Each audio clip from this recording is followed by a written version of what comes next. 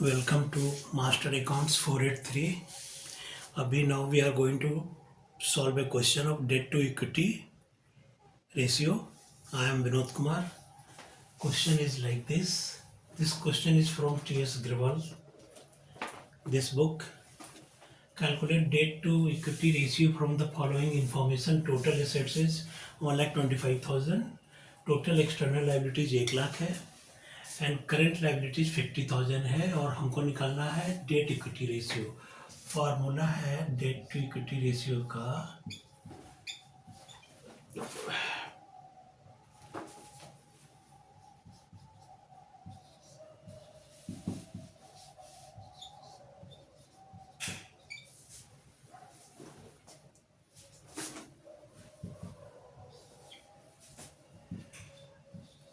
Date. This is long term debt. Long term equity. Equity का मतलब share holders fund होता है.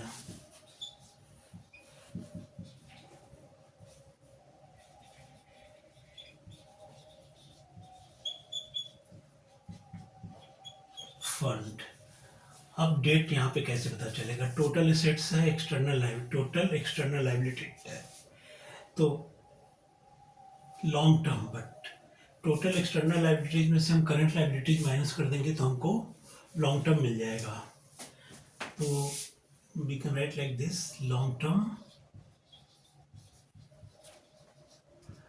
Date is equal to total external liabilities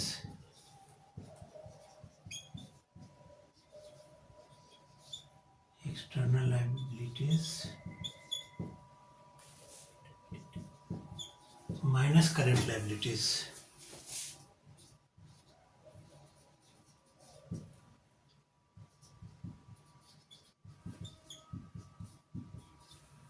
तो total है 1 लाख रुपया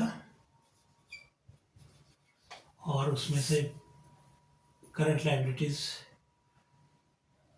50,000 माइनस किया तो 50 बचा. तो 50,000 हो गया long term date.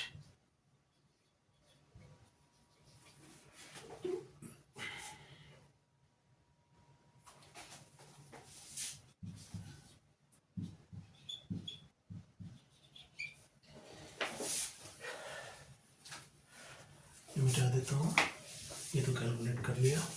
Now we have to calculate equity share holders fund. अब देखिए शेयर होल्डर्स फंड कैसे निकलेगा. तो जैसे आपको थोड़ा आइडिया दे देता हूँ. बैलेंस शीट का फॉर्मेट ये होता है. इधर मान लीजिए टोटल एसेट्स हो गया. टोटल एसेट्स का ये बोल रहे हैं 1,25,000 है. तो जितना इधर का टोटल होगा उतना इधर का भी टोटल होगा 125. ठीक. अब इधर का कंपोनेंट क्या होता है? Share holders fund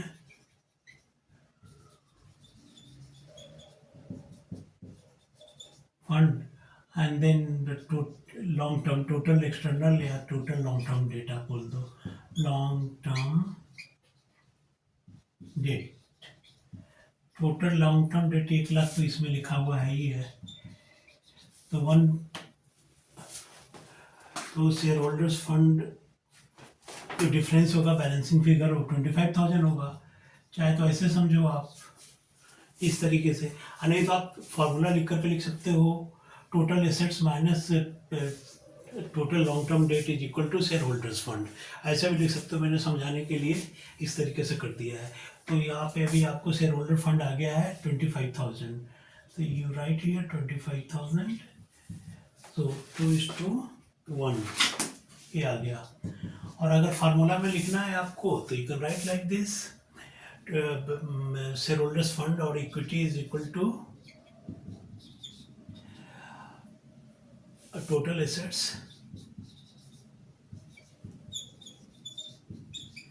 minus long term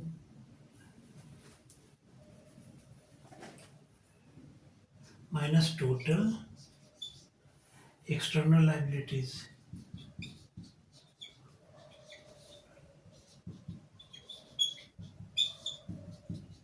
ऐसे भी आप लिख सकते हैं. So total assets is 1,25,000 and external liabilities is 1 lakh. तो ऐसे भी आ गया 25,000. तो फार्मूला में थोड़ा सा मुश्किल होता है, तो जो बहुत सारे बच्चों को समझ में नहीं आता है फार्मूला से, तो I make them understand like this कि टोटल एसेट्स इतना है तो जितना इधर का वैल्यू है उतना इधर का भी होगा. एक आइटम दिया हुआ है तो जो बच गया balancing figure share holders fund आ गया. जैसे भी आपको समझ में आता हो, जैसे भी आपको करना है करो, आंसर इस तरीके से आना चाहिए. कैलकुलेशन करके दिखा देना. This is how this question will be done. Hope समझ में आ गया होगा. अगर समझ में आ गया हो तो लाइक कर देना, सब्सक्राइब करना. नहीं समझ में आया तो क्या नहीं समझ में आया आप कमेंट में लिखिए. And this is all. Bye.